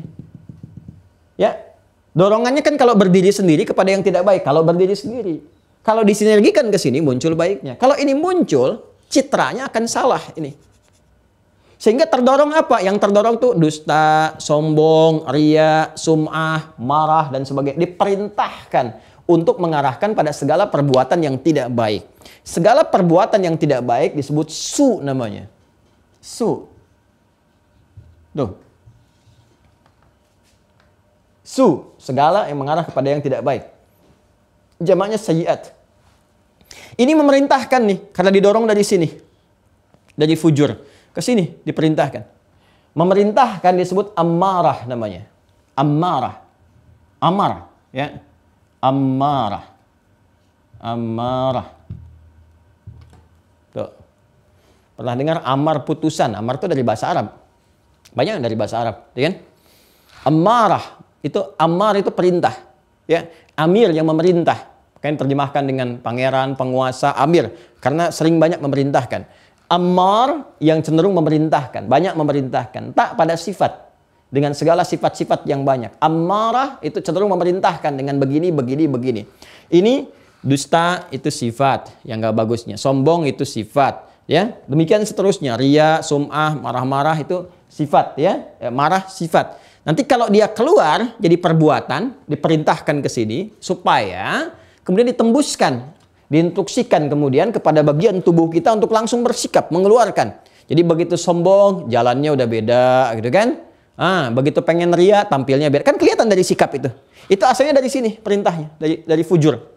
Kenapa? Begitu keluar jadi bentuk perbuatan, jadi su. Ini yang dimaksudkan Quran surah ke-12 Yusuf ayat 53. Perhatikan alurnya ya, perhatikan. Quran surah ke-12 ayat 53. Wa ma ubarni'u nafsi innan nafsa ini la ammaratum bisu illa ma rahima rabbi. Ya, kita nggak bisa menilai diri kita sebagai orang suci sepenuhnya, tidak. Nggak ada manusia suci sepenuhnya. Para nabi rasul pun terjaga maksum dengan sifat kerasulannya, dijaga oleh Allah supaya nggak berbuat maksiat. Tapi kalau manusia berdiri sendiri, ada kemungkinan berbuat salahnya itu tinggi. Kenapa? Karena provokasi dari sini, setan. Yang meminta nafsu berdiri sendiri. Kalau diikuti jadi berbahaya.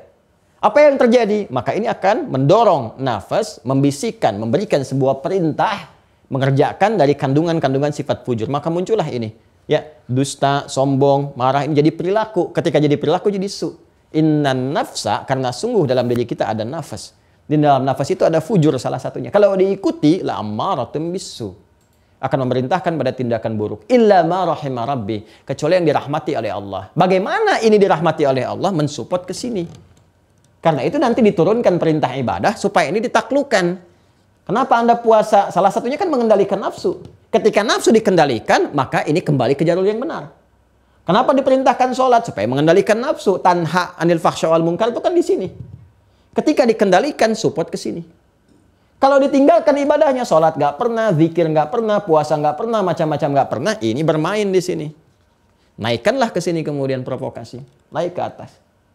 Bagaimana jalurnya? Ya, dari sini naik ke sini sampai dengan ke atas. Seperti apa jalurnya? Nah, saya tunjukkan begini. Ini nafas nih yang terdalamnya. Ini agak tinggi sekali ya.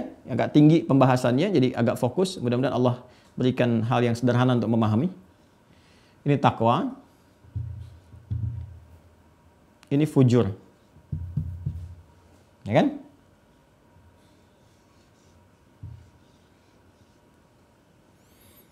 Ini yang harusnya disupport teman-teman sekalian. Nanti lewat malaikat. Amal saleh. Berupa ibadah. Support untuk menaikkan takwa ini. Jadi saya sudah terangkan, kalau ini bisa dikerjakan, nanti memunculkan kualifikasi manusia baik yang disebut dengan abrar namanya. Abrar. Kalau dipertahankan, dia bisa mendapatkan rahmat Allah sampai ke akhirat dapat surga yang meraih kenikmatan di dalamnya. Nikmat, indah, tenang. Makanya disebut di Al-Quran, innal abrara lafi na'im. Sungguh orang-orang baik itu yang berjuang meningkatkan takwanya, lafi na'im, bisa mendapatkan banyak kenikmatan. Sedangkan surga disebut dengan na'im. Quran surah At-Tur itu, innal muttaqina fi jannati wa na'im. Jelas ya? Ini harusnya jalurnya begini. Nah, mensupport ke sini, ya. Cuma nanti ada provokasi dari setan sehingga membelokkan ini, dia punya fungsi yang seharusnya ke sini, dibelokkan fungsinya berdiri sendiri ke sini. Yang seharusnya begini, kan? Jadi fungsinya berdiri sendiri ke sini. Ya, ini garisnya kan garis komandonya ke sini harusnya, diperintahkan ke sini. Cuma diprovokasi. Kenapa saya bikin titik-titik nanti saya jelaskan. Ya. Begini, kalau ini diikuti, dia berdiri sendiri. Ya, maka nanti disebutkan dampak akibatnya Quran surah ke-91 tadi ayat 10. Wa qad khaba man dassaha. Ya, siapapun yang mengikuti alur ini maka khaba, ya, terhina dia, kemudian nestapa dia, ya, dan larut dalam keburukan-keburukan. Ini aflaha man zakkaha, ini wa qad khaba man dassaha. Ini yang berbahaya. Maka orang-orang yang mengikuti ini pun jangankan di akhirat, di dunia pun itu akan mendapatkan penilaian yang buruk. Ya, terhinakan. Kalau nggak percaya silakan. Punya kedudukan, sombong aja dengan kedudukan. Sombong, sombong, sombong. Orang akan memberikan apresiasi. Punya harta, sombong silakan. Sombong aja. Pakai motor sombong, sepeda sombong, pakai mobil sombong, sombong aja. Orang nggak akan apresiasi. Maka hidupnya terhina. Maka di akhirat pun karena supportnya dari fujur, ya, orang yang disupport ya perbuatannya karena provokasi, diprovok ke fujur, fujur mensupport dengan negatif, ya. Ketika ini diikuti, maka disebut oleh Allah namanya dengan fujar. Kalau itu abrar, ini fujar. Fujar. Dan kenestapaannya di akhirat ditempatkan di tempat yang paling pedih. yang paling menyiksa, yang paling menghinakan. Jadi dihina, direndahkan di dunia, lebih rendah lagi saat di akhirat. Disebut dengan jahim namanya. Ya, puncak dari jahim disebut dengan jahannam namanya. Ziyadatul mabna tadullu ala ziyadatil makna. Bertambah penekanan pada satu kata dengan satu huruf ataupun yang lainnya, maka bertambah nilainya lebih dalam lagi. Ya, ini jahim. Tempatnya jahim nanti. Maka kita mendapatkan informasi dari Al-Quran, wa innal fujjara lafi jahim. Sungguh orang-orang yang menjadikan fujur sebagai bagian dari support kehidupannya, karena diprovokasi setan, diikuti, menjadi fujjar. Orang yang mendapatkan dorongan dari sifat fujur, sehingga berperilaku apa? Ini, su. Tempatnya di mana? Jahim. Nah, ini konsepsinya ada di nafas nih. Jadi saya bikin kotak begini. Belum selesai nih. Ya. Jelas ya? Nah, sekarang nafas di kotak. Nafas ini ada di dalam tempat lagi. Begini tempatnya. Seperti ini. Karena ini selalu mendapatkan pengaruh dua sisi. Ini oleh malaikat, kerjakan baik. Jadi kalau ada sesuatu yang nggak baik dicegah. Yang ini mendorong berdiri sendiri. Sehingga dalam diri kita itu selalu ada gejolak. Ya, terbolak-balik, kadang pengen begini, kadang pengen begini. Kalau nggak percaya silahkan. Anda kan diinfokan, ada taklim jam 5 subuh nih. Ya kan? Setelah sholat subuh jam 5 siap-siap. Apakah akan langsung bisa memulai? Standby di situ. Ya, stay tune di channelnya misalnya di Hidayat Official. Belum tentu. Begitu Anda akan mulai, tiba-tiba apa yang terjadi? Tar dulu, paling iklan dulu. Ya, paling Fadil dulu yang muncul. Saat Fadil pengumuman Ustadznya belum tentu mulai jam sekian. Tar, minum teh aja dulu gitu. Ya kan? Coba lihat. Padahal boleh jadi di pengumuman itu ada yang penting. Ada informasi yang mungkin harus kita dapatkan. Jangankan yang itu, urusan sholat aja begitu. Allahu Akbar, Allahu Akbar. Hati bisikin. Yuk, sudah adzan, siap-siap. Yang ini bilang, tar, baru adzan, belum qomat. Ya, begitu udah mau masuk qomat, Allahu Akbar, Allahu Akbar. Asyhadu an la ilaha illallah. Qomat. Imamnya pasti yang kemarin tuh. Bacaannya panjang. Ya, atau lebih bagus kamu bacaannya, lebih baik kamu berdiri sendiri aja. Tuh ini. Gejolak itu. Ya, jadi ini memprovok, ini mensupport keadaan diri kita itu. Ya, harus pandai-pandai kita melihat karena terbolak-balik kadang naik. Sesuatu yang terbolak-balik nggak pernah stabil itu disebut dengan kolbu namanya. Dari kata koluba. Sifat keadaannya disebut kolbu. Ya, nih. Kalbu. Makanya tempat ini, nafas ini berada di kolbu. Kenapa tempatnya disebut dengan kolbu? Karena keadaannya selalu memberikan gejolak kita untuk mengambil mana yang paling benar. Dan di situ hidayah Allah menjadi penting. Makanya Allah menurunkan hidayah lewat Al-Quran, disampaikan Rasulullah, jelaskan hadis-hadis supaya memberikan stabilitas kepada kalbu. Supaya nggak terganggu gitu kan. Kita bisa ambil jalan yang benarnya. Sehingga kita bisa paham. Kalau kita kenal ini seperti apa, kita mudah untuk mengikutinya atau bahkan yang kita tahu untuk dihindari. Ini tempatnya, kolbu. Jadi dalam kolbu itu ada nafas. Dalam nafas ada ini. Jelas ya? Terus naikkan ke atas. Nah, kolbu teman-teman sekalian, ini kan jadi pusat nih. Nafas, kolbu, ini pusat kehidupan. Pusat generator, penggerak keadaan diri kita. Untuk beraktivitas, berkehidupan dan sebagainya. Ya, sesuatu pusat. Ya, dalam segala sesuatu, referensi dari sesuatu yang pusat asalnya disebut masdar namanya. Masdar. Kalau kita ambil masdar pada titik yang paling dasarnya, titik pokoknya disebut sodrun namanya. Ya, saudara yasduru sodran. Awas nih, ini agak dalam ya. Ya, hadal amr sadirun min kada. Ini persoalan ini muncul dari sini, sumbernya dari sini. Kita nulis skripsi, nulis tesis, disertasi, di akhirnya kita tutup dengan masadir, jamak dari masdar, sumber-sumber referensi. Puncak dari sumber referensi itu disebut dengan sodrun. Sodrun. Jelas? Jamak dari sodrun disebut dengan sudur. Jamaknya. Setiap si A punya sodrun, si B punya sodrun, si C punya sodrun. Sumber kehidupan dalam dirinya. Ya, sumber dia dalam beraktivitas. Sumber dalam memberikan sebuah perintah, inspirasi. Ini tempatnya disebut dengan sodrun. Begini lagi nih. Jamak dari sodrun disebut dengan sudur. Ya. Fokus ya. Jamaknya disebut dengan apa? Sudur. Perhatikan tingkatannya nih. Kalau ini paling bawah 1, kan? 2, 3. Yuk. Perhatikan baik-baik. Nah, sekarang Perhatikan. Di sini ada dua. 1, 2. Ini yang memberikan jalan kepada kita. Ini tugas untuk memberikan support. Ini memprovokasi. Sekarang bagaimana cara setan? Kan kita udah kenal malaikat. Udah selesai kemarin kan? Ya, yang belum tuntas review. Cek lagi. Cara setan bagaimana dia mencoba memprovokasi ini, fujur, sehingga mengaktifkan sel atau potensi fujur ini berdiri sendiri. Memprovok kepada fujur, naik ke nafas, tembus ke kolbu, ke sudur, kemudian ke akal, ke perilaku. Itu sepersekian detik kuasa Allah, sepersekian detik. Menjadikan semua sikap kita itu ya bersumber dari sifat bersumber dari dua ini. Ya sepersekian detik sekali. Bagaimana caranya? Maka ternyata dia masuknya lewat sini dulu. Nggak langsung ke sini. Dia masuk lewat sini. Sudur, kolbu, baru ke nafas. Ini yang dia ganggu. Kenapa dia ganggu dari sini? Walaupun tembus dari tako lewat nafas ke kolbu, dia goda lagi di kolbu. Tembus dari sini ke sini, dia goda lagi di sini. Sampai ke tindakan pun dia coba cegah juga. Makanya Anda ketika merencanakan perbuatan baik, mau infak ke masjid dari Jumat, Anda siapin masuk kantong.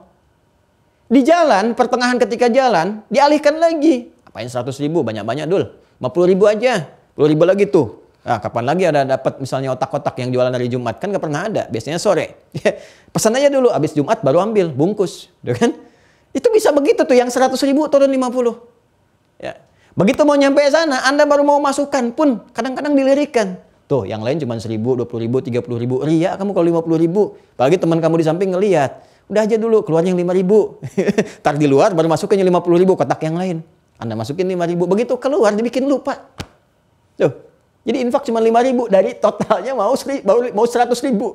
Ini bisa bayangkan. Ini tembus dari sini, ke sini, sampai ke wujud perbuatan pun masih dia cegah juga supaya nggak terjadi itu. Itu teman-teman sekalian. Makanya dia masuk lewat sini. Dan masuknya halus sekali. Dia nggak maksa. Nah, ini nih. Itu memang pintar. Tapi kebelinger. Maka hati-hati kalau ada pintar yang nyeleneh, hati-hati. Ya, karena nanti salah satunya itu sifat-sifatnya akan dimasukin. Ya akan dimasukin sifat-sifat setan itu. Ya ditembuskan nanti kepada siapa? Termasuk manusia. Masuk manusia. Ada kalangan jin yang tak nampak, ada manusia yang diikuti oleh ini. Masih ingat kan ayatnya di penghujungnya? Minal jinnati wan nas. Nah ini nanti termasuk makhluk yang pintar dan nyeleneh. Nanti saya tunjukkan ya bagaimana asal-usulnya. Tapi saya mau ke sini dulu. Dia bisikan dengan halus. Dan dia nggak maksa sifatnya. Cuman mendorong halus sekali sampai kita nggak ngerasa. Kayak air meresap tiba-tiba basah. Dia kan? Ya. Tiba-tiba basah aja, nggak tahu. Nah ini begitu, halus sampai diikutin. Sesuatu yang halus, yang masuk ke dalam turunan ini, tak terasa sampai ke dalam jiwa yang paling dalam, atau bahkan ke titik ini sampai ke perilaku, itu disebut waswas namanya. Waswasa yuwaswisu, tasrifnya di soraf. Was. Sesuatu yang mengalir dengan halus, dengan lembut, ya tak terasa, ya terpengaruh keadaan diri kita itu. Nah sekarang yuk surah paling favorit di muka bumi bagi setiap muslim di masa kini. Kalau muslim di masa Nabi kan favoritnya Al-Baqarah gitu kan, Ali Imran baca lewat tahajud. Ini muslim masa kini favoritnya ini surah terakhir. Surah An-Nas. Kan surah An-Nas. Umumnya ya ini hanya apa namanya canda tapi nyata di sebagian orang gitu kan. Qul a'udzu birabbin nas, malikin nas, ilahin nas, min syarril waswasil khannas. Ini ayat 5. Alladzi yuwaswisu fi sudurin nas. Paham sekarang? Oke, agak pelan-pelan ya supaya kita tahu nih arahnya. Alladzi yuwaswisu, yang memberikan waswas. Bisikan-bisikan halus. Ini yang penting kita ketahui. Jadi peran setan itu hanya diperkenankan oleh Allah ngasih bisikan. Itu pun ya dia berjalan memprovokasi minta sama Allah diperkenankan, cuma ngasih bisikan dan nggak boleh maksa. Itu komitmen yang dibangunnya. Dan saking cintanya, sayangnya Allah kepada kita semua diberikan pelindung-pelindung. Ini pelindungnya begini, menangkal bisikan begini, ikutin yang ini, jangan ikutin yang ini. Petunjuknya begini, bentengi begini. Dia akan pergi dengan sendirinya, dia akan mampu untuk menembusnya. Gitu. Cuman kebanyakan manusia pada umumnya nggak belajar itu, ditinggalkan tuntunannya, nggak dibaca pedomannya. Anak kalau nggak baca pedoman, mau berangkat kemana, nggak dilihat petanya, tersesat juga kan? Ya, anak kalau nggak ngikutin sesuatu, beli barang elektronik, nggak dibaca pedomannya, rusak juga barangnya. Nah, barang aja yang nggak bernyawa bisa rusak. Maka manusia yang punya nyawa, kalau nggak ikut pedoman, rusak juga. Kalau nggak sesat, bisa rusak. Makanya perilaku rusak, jalan tersesat. ya pikiran juga kacau dan sebagainya karena nggak baca pedoman. Nah, pedoman yang dibaca itu pedoman dari pencipta, bukan yang dibuat-buat oleh yang diciptakan. Pencipta itu siapa? Satu-satunya kitab suci yang menerangkan bahwa Tuhan yang mengatakan saya pencipta cuman Al-Quran. Silahkan cek di kitab manapun yang Tuhannya langsung mengatakan saya adalah pencipta, saya Tuhan, gak ada Tuhan selain saya, sembah saya. Gak ada, cuma di Quran. Ya, inni khaliq. Ya, di Quran surah 15 tadi kan, ayat 28, wa idh qala rabbuka lil malaikati inni khaliq, saya khaliq, inni khaliqum basyara, dan saya Tuhan, sembah saya. Quran surah 20 ayat 14. Quran surah 20 Toha ayat 14, innani anallahu, saya ini Allah, la ilaha illa ana, gak ada Tuhan selain saya, sayalah pencipta. Fa'budni, sembah saya. Cari dimanapun yang mengatakan saya Tuhan, gak ada Tuhan selain saya, sembah saya, kecuali di Al-Quran. Ya. Dan ketika itu Allah maha adilnya membuat ya kepada kita sebuah desain kehidupan, lalu berfirman. Dengan firmannya itu jadi pedoman kehidupan, diterangkan ini semua. Cari, silakan cari yang paling detil, menerangkan tentang aspek kehidupan kita sampai ke setan-setannya dibahas. Sampai ke perilakunya, sampai cara kemudian mengatasinya. Sampai filternya bagaimana, cara nembusnya seperti apa, ya cara kita kemudian ya memfilter ini bagaimana, tamengnya seperti apa, jelaskan tuntas. Nah, cuma ini was-was. Jadi kalaupun dia berperan, hanya bisikan saja. Bisikan halus. Dan sifatnya tidak memaksa. Ingat. Tidak memaksa. Makanya nanti setan akan berlindung dengan dua hal ini. Ketika semua manusia mengecamnya. Nanti kita akan ketika masuk ke babnya sendiri ya. Jadi supaya pelan-pelan bertahap. Nanti kalau kita lompat sedikit aja, ketika dihisab, banyak orang berbuat maksiat, salah dan sebagainya, boleh menghujat setan. Karena makhluk ini nih ya Allah nih. Karena dia nih. Apapun bahasanya manusia menamainya. Ada bilang Lucifer, ada yang bilang macam-macam. Karena dia nih, si iblis ini nih. Iblis kamu nih gitu kan. Karena ini nih si Lucifer, macam-macam lah. Dikecam tuh. Terus dia bilang apa? Enak aja dia bilang, saya kan gak maksa. Saya cuma ngajak. Ngajaknya juga halus. Apa pernah saya maksa Anda? Kan tidak. Saya cuma ngajaknya pun halus. Saya Anda sendiri, kenapa ngikutin saya? Mau jawab apa? Habis itu dia pidato deh. Masih sempat-sempatnya pidato sebelum masuk neraka jahanam tuh. Nanti kita lihat ada ayatnya tuh. Dan itu jelas sekali. Dari awal penciptaan sampai berakhir sampai kepada Allah. Luar biasa komplit. Nah, ini dari sini teman-teman alurnya nih, begini. Karena itu salah satunya nanti dalam ibadah pun kita diberikan satu gambaran. Praktek, makanya kita belajar ya, nanti di fikih saat masuk fikih itu benar-benar dibahas. Jadi bukan cuma belajar caranya, ada makna, ada hikmah, ada cara, ada bacaan, ada makna, ada hikmah. Kan begitu misi Nabi diutus.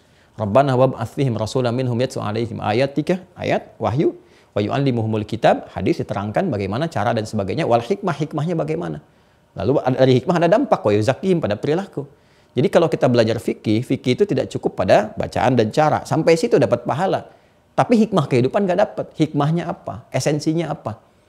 Sama setiap ibadah itu ada gambaran, ada makna. Jangan dikira sholat, disebut namanya saja. Tidak, itu ada maknanya. Kenapa disebut subuh? Subuh ada dua dengan fajar, subuh, fajar. Itu ada maknanya. Kenapa disebut zuhur sampai ke isya? Termasuk gerakan. Ya, menghadap kiblat itu ada maknanya. Kaki dibentangkan ada maknanya. Tangan diangkat ada maknanya. Yang paling menarik, cepat sedikit, ketika diangkat tangan diletakkannya di mana? Cek di hadis. Sodrun. Coba lihat gerakan kita dalam sholat ketika mengangkat seperti ini kan.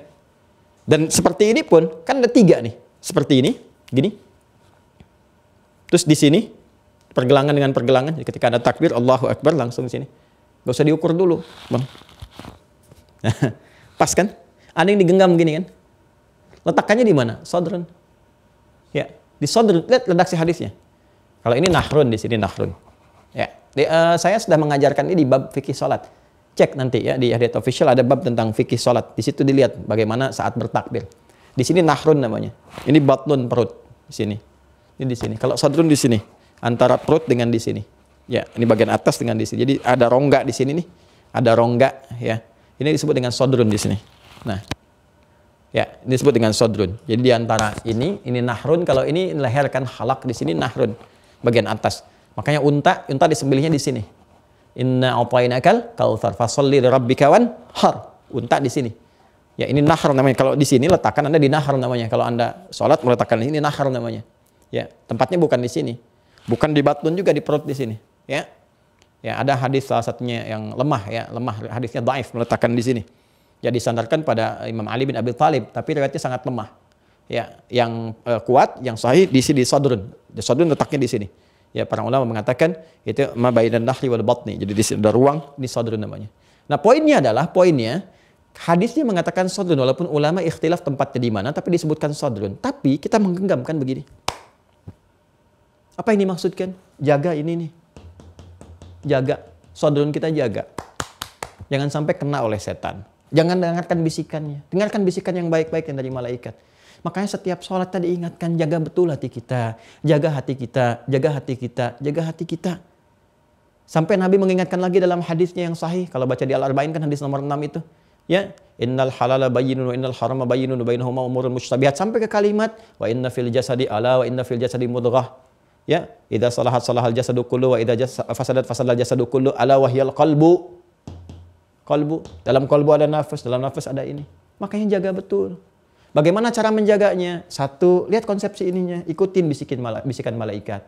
Ya, ikutin bisikan malaikat. Istafti qalbak di hadisnya. Dengar suara hatimu. Ya, karena bahasanya istafti, fatwa. Fatwa itu nggak mungkin minta yang keliru. Nggak mungkin. Kita minta fatwa ke majelis hakim, minta fatwa ke MA, fatwa yang benar. Kalimat fatwa itu kepada yang baik. Jadi nggak mungkin fatwa dikasih yang jelek. Pernah nggak minta fatwa kepada koruptor? Minta fatwa kepada perampok? Nggak ada. Anak buah perampok minta fatwa kepada pimpinannya? Nggak ada. Fatwa itu pasti pada yang baik. Minta fatwa ke MUI karena yang di situ kumpul ulama. Minta fatwa ke mahkamah karena ada hukama. Hukama itu orang bijak, orang adil. Makanya nggak boleh hakim memberikan fatwa yang jelek, yang ngawur, yang salah. Nggak boleh, yang keliru nggak boleh. Dosanya besar. Dosa dunia, dosa akhirat itu. Ya, dunia dapat kecaman, akhirat dapat hukuman. Baik ya. Nah, jadi di sini teman-teman sekalian kata Nabi istafti, minta fatwa. Fatwa itu apa? Hal yang mengarah pada kebaikan. Bisikan baik, qalbak di hatimu itu sumbernya dari sini. Makanya dengarkan bisikan kita. Kalau kita nggak paham dalil, nggak paham apa, atau mengerjakan sesuatu, tiba-tiba mau nambahin 0 nih di pekerjaan, yang bukan sebetulnya tambahannya. Begitu mau dimasukin, hati kita akan mencegahnya. Jangan lakukan. Itu bukan hak kamu, nanti hati-hati. Konsekuensinya akan begini. Nah, itu yang dimasukkan bisikan malaikat. Ya. Termasuk apa? Jaga dengan amal soleh. Sholat. Makanya dalam sholat ditunjukkan di antara hikmah megang begini tuh jaga tuh ini maksudnya. Kaitan dengan dalilnya ini. Jadi hadisnya ada, Qur'annya ada, prakteknya ada. Makanya kalau kita paham tuh kita ibadah, kita ngerti semua kaitan ini.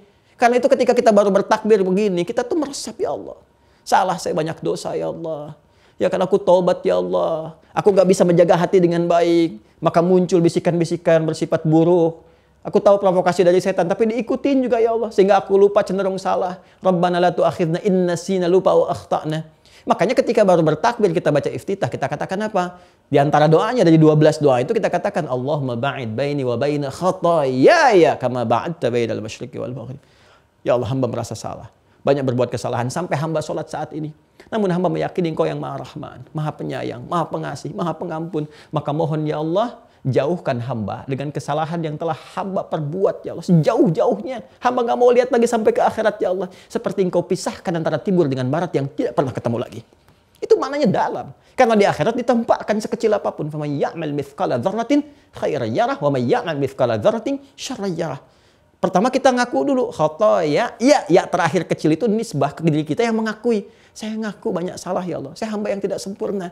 Namun hamba pun memahami dan meyakini Engkau Maha Rahman. Dan kasih-Mu lebih dalam dibandingkan dengan ancaman dan hukuman-Mu. Maka dengan itu hamba mohon, ya Allah, hamba taubat. Jauhkan antara hamba dan kesalahan hamba sejauh-jauhnya. Seperti Engkau jauhkan antara timur dengan barat. Ya Allah, naqqini minal khataaya kama yunaqqa thawbul abyadu minad danas. Ya Allah, kalau itu begitu pekat. Kalau bahasa kita kalau perlu baiklin aja, ya Allah.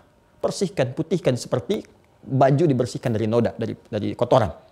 Allah maghsilhu bil ma'i wath-thalji wal barad.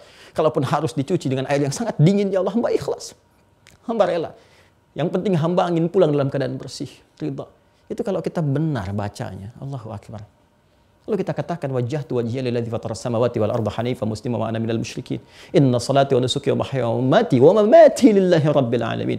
La syarika lahu bidzalika umirtu wa ana minal muslimin wa ana awwalul muslimin.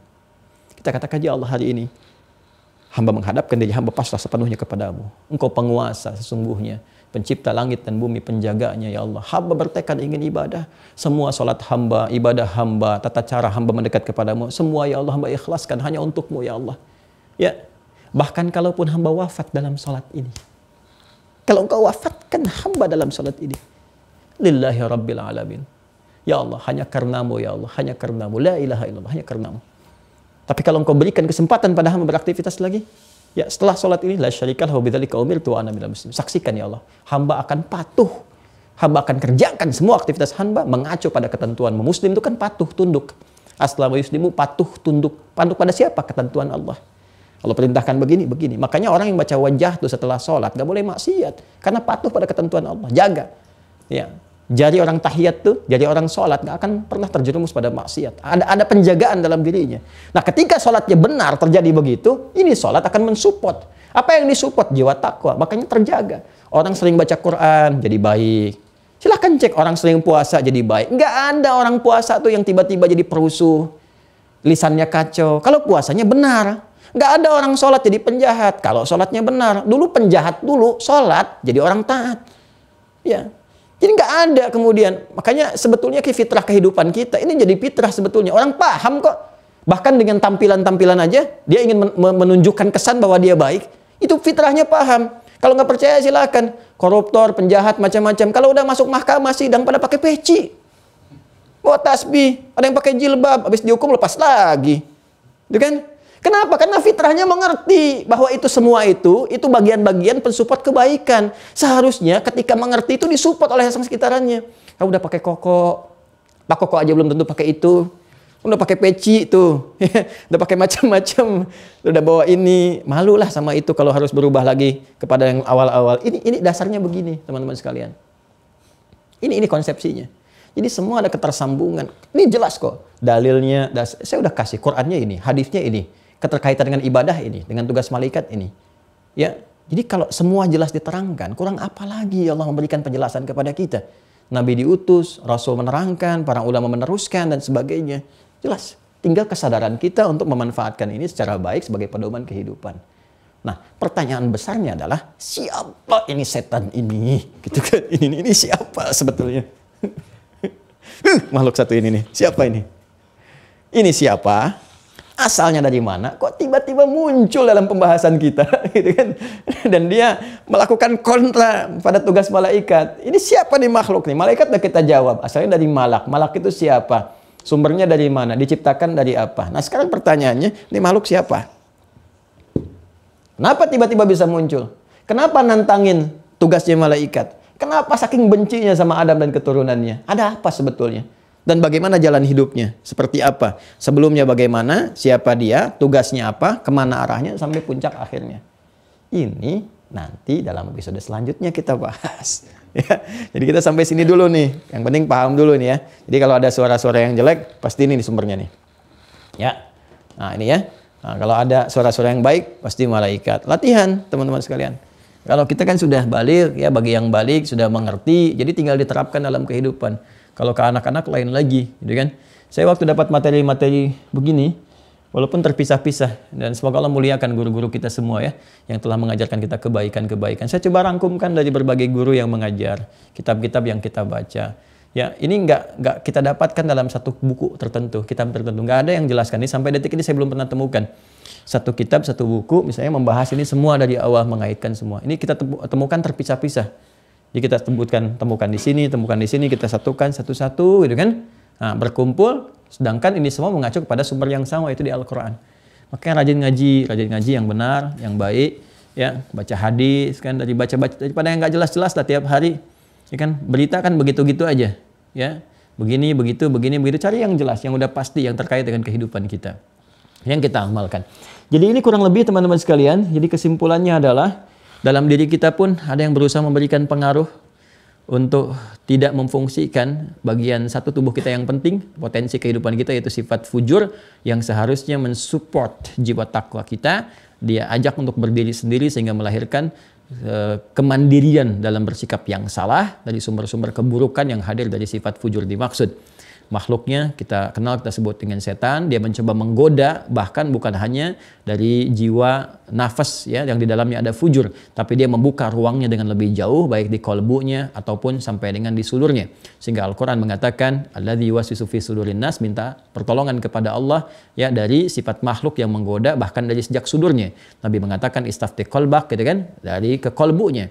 Dan dia juga ingin membawa bagian dari kolbu itu kepada jiwa terdalam, itu sifat fujurnya. Sampai dia berkata, la attakhidanna min ibadika nasiban mafruḍa. Nah, apa yang dia lakukan dengan itu semua? Dia berkata, fala udhillannahum wala umanniyannahum. Maka aku akan coba sesatkan semua manusia itu dengan memanfaatkan sifat fujur. Maka dibuat tersesat, dibuat salah jalan dan sebagainya. Fala umanniyannahum. Ya, maka aku akan berikan imajinasi, angan-angan. Maka ada di antara banyak manusia yang sering berimajinasi, berangan-angan. Bahkan tidak sedikit kejahatan pun muncul dari angan-angan. Ya, angan-angan pengen cepat kaya, akhirnya berbuat jahat. Ada kejahatan spiritual seperti datang ke dukun, macam-macam dan sebagainya. Ya, ada kejahatan-kejahatan fisikal, ya seperti tindakan-tindakan anarkis dan sebagainya. Dan ada juga yang dikaitkan dengan gabungan di antara keduanya. Kita berlindung kepada Allah dari semua itu. Dan perlindungan ini akan optimal kalau kita mengenal sejarah tentang makhluk ini. Kenal kepada malaikat, akan lebih mudah mengikutinya. Kenal kepada setan, tidak harus mendekat kepadanya, tapi menghindari jalan-jalan keburukan dan duri-duri yang bisa menjebak kita untuk terjebak pada perbuatan-perbuatan yang nista dan menghinakan diri kita di hadapan Allah Subhanahu wa Ta'ala. Episode berikutnya insya Allah kita akan lanjutkan dengan mengenal jati diri setan untuk bisa kita hindari, sehingga dengan itu mudah-mudahan terbebas kita dari godaan-godaan keburukan yang dibawa oleh makhluk terkutuk ini, sehingga kita bisa tampil dalam keadaan mulia sampai menghadap kepada Allah Subhanahu wa Ta'ala.